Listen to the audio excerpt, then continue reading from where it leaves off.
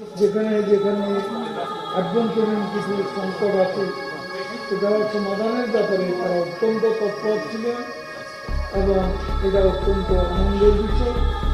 এবং আমরা আমাদের এই করোনাকালেও আমরা আমাদের কমিটি পূর্ণাঙ্গ কমিটি গঠনের কাজ আমরা সমাপ্ত করতে পেরেছি। একটিমাত্র জেলা সাংগঠনিক যে আমাদের ব্যাপারে আমাদের নেত্রীর কিছু নির্দেশ না নিয়ে সেখানে দলীয় যে জেলা কমিটির কোনো বিন্যাস সে ব্যাপারে একটা সিদ্ধান্ত অনুমতি সাপেক্ষে নেওয়া হয়েছে। আমাদের অর্গানাইজেশন এবং বিদেশে আছেন চট্টগ্রাম বিভাগে তিনি ফিরে এলে সেটাও আমাদের প্রকাশ করা।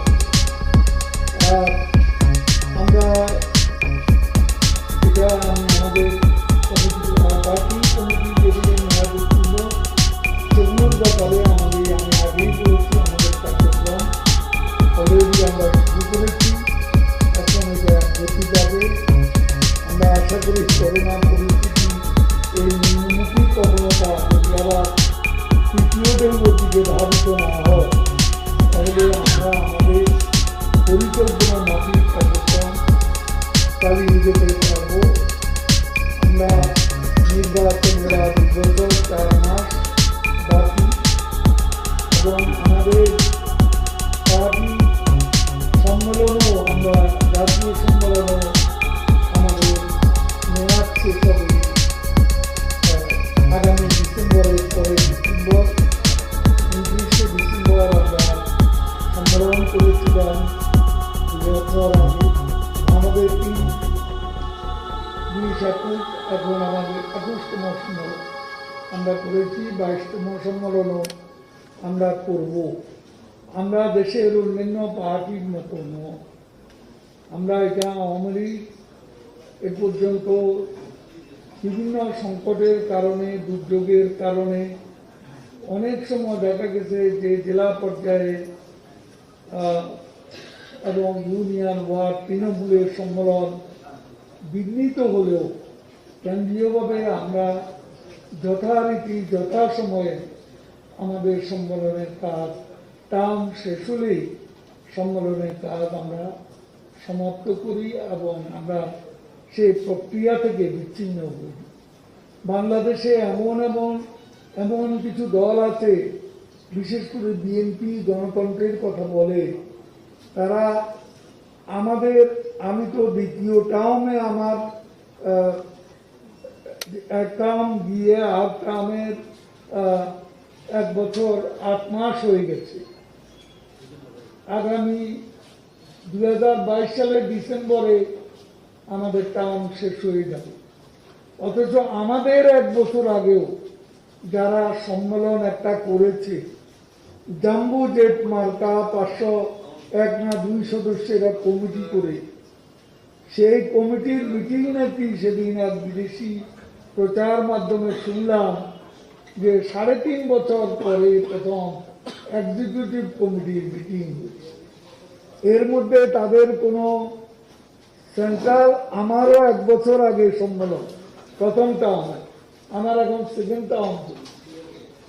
এখনো সেই সংগঠন তাদের অভ্যন্তরীণ গণতন্ত্র চর্চার প্রধান বিষয় নিজেদের কাউন্সিলটা পর্যন্ত কোথাও করে নাই। কোনো জেলায় না, কোনো উপজেলায় না, কোনো ওয়ার্ড ইউনিয়ন, এইসব কোনো জায়গাতে তাদের কোনো কাঠামোগত কোনো অবস্থান নেই। অথচ তারা মুখে গণতন্ত্রের বড় বড় বুলিয়া ওরা, তারা মুখে গণতন্ত্র বলে, তাদের নিজেদের ঘরেই গণতন্ত্রের কোনো চর্চা নেই।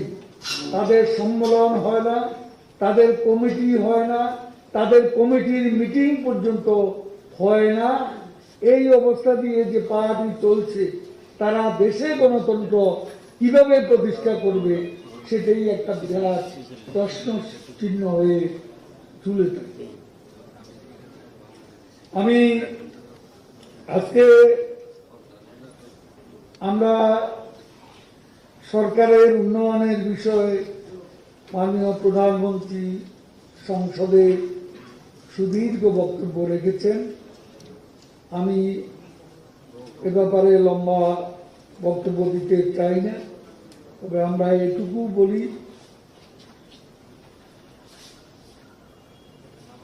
অসৎ, অবৈধ, অসাংবিধানিকভাবে, অসাংবিধানিকভাবে ক্ষমতা দখলকারী জিয়াউর রহমানের হাতে প্রতিষ্ঠিত বিএনপি গণতান্ত্রিক রীতিনীতির কোন দায়বদ্ধতা তাদের নেই, নিয়মিত কাউন্সিলের আয়োজন করে না, ষড়যন্ত্রের নামে তথাকথিত বিশেষ সিরিজ সভা, তাদের এখন যে সিরিজ সভাগুলো হচ্ছে এগুলো অভ্যন্তরীণ গণতন্ত্রের চর্চা নয়। এই সিরিজ সভা, সিরিজ বোমার পৃষ্ঠপোষক বিএনপির সিরিজ ষড়যন্ত্রের রূপকল্প তৈরির কাজ। আজকের এই সভা, গোপন বৈঠকগুলো তারা অনুষ্ঠান করছে। এখানে গণতন্ত্রের কিছু নেই। কিভাবে সরকারকে ঠেকাবে, কিভাবে দেশে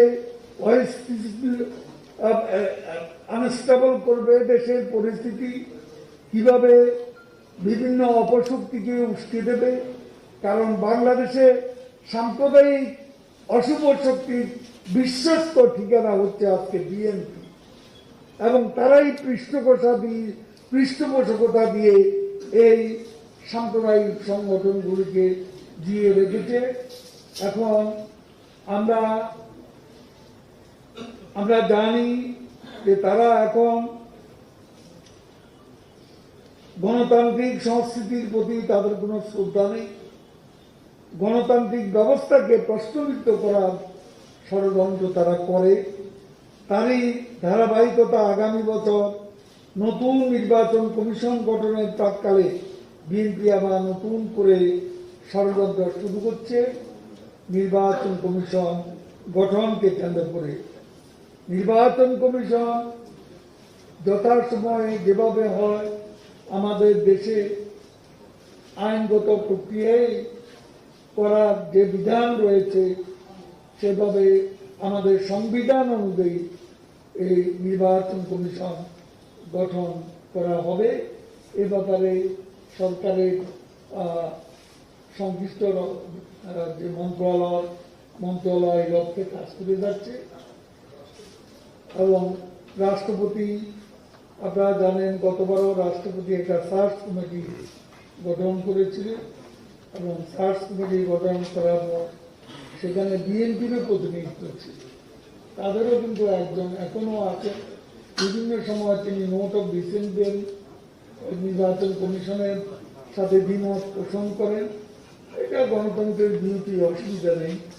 কিন্তু কোথাও একসঙ্গে বসে সিদ্ধান্ত নিয়ে সেই সিদ্ধান্তের বিরোধিতা ভেতরে করতে পারেন, বাইরে এসে তিনি মাঝে মাঝে যে অবস্থার সৃষ্টি করেছেন সেটা গণতান্ত্রিক রাজনীতির জন্য এবং নির্বাচন কমিশন স্বাতন্ত্র্যের জন্য এটা একটা প্রশ্নবিদ্ধ বিষয় দাঁড়িয়েছে। আমি আজকে একটা বিষয় বলতে চাই। আমাদের নেতৃবৃন্দ এখানে আছেন। আজকে আওয়ামী লীগ শেখ হাসিনার নেতৃত্বে আমরা সবাই ঐক্যবদ্ধ। আমাদের দল, আমাদের উপকমিটিগুলো আমরা এই প্রথম মতো বহুদিন পর উপকমিটিগুলো আমরা কাজ গঠন প্রক্রিয়া সমাপ্ত করেছি। নির্দিষ্ট সীমারেখার মধ্যে অবশ্য সীমারেখা কনস্টিটিউশনে নেই, তারপরেও আমরা এখানে আমাদের অনেক কর্মী প্রোভাইড করতে হয়। আমাদের তো জাম্বোজেট মার্কা কমিটি নয়, কেন্দ্রীয় কমিটি আমাদের মাত্র 81 জন।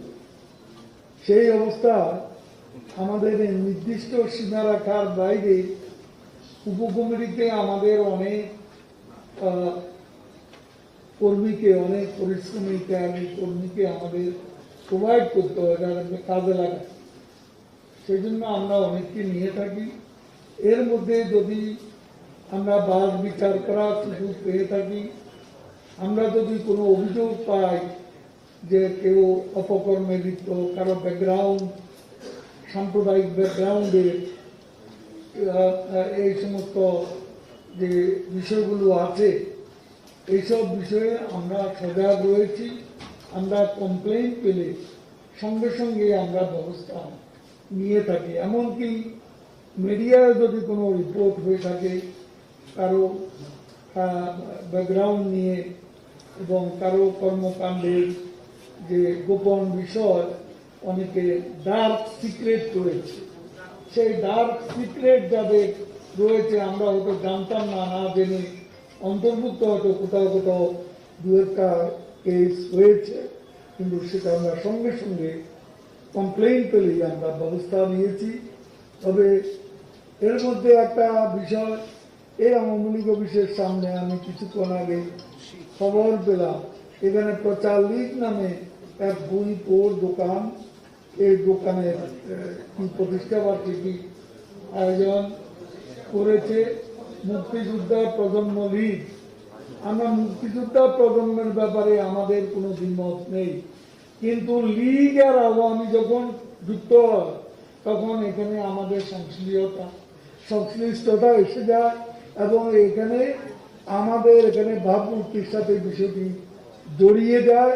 কারণ এইসব দোকান অনেকে খুলে থাকে চাঁদাবাজির জন্য। এগুলো আসলে চাঁদাবাজির প্রতিষ্ঠান সবাই করে তা না, কিছু কিছু প্রতিষ্ঠান আছে নিরঙ্কুশভাবে এরা চাঁদাবাজি নির্ভর, চাঁদা নির্ভর পার্টি এবং এরা দলের নাম ভাঙায়। কাজে এইসব সংগঠনের কোনো প্রকার আয়োজনে, সম্মেলনে, বৈঠকে, প্রতিষ্ঠা বার্ষিকী হোক, যেটাই হোক, আমি আমাদের কেন্দ্রীয় নেতাদের আহ্বান জানাবো, আপনারা কোনো অবস্থাতেই এইসব সংগঠনের সভায় আপনারা আনুষ্ঠানিকভাবে উপস্থিত থাকবেন না, থাকতে পারেন না।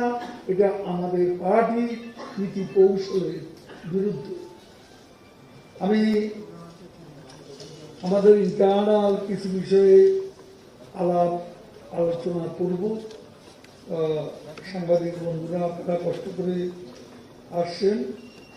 আজকে দেশের প্রাচীন বৃহত্তম রাজনৈতিক সংগঠন আওয়ামী লীগের পক্ষ থেকে আমরা আপনাদের এবং দেশের জনগণকে আশ্বস্ত করতে চাই, দেশের গণতান্ত্রিক মূল্যবোধ, সংস্কৃতি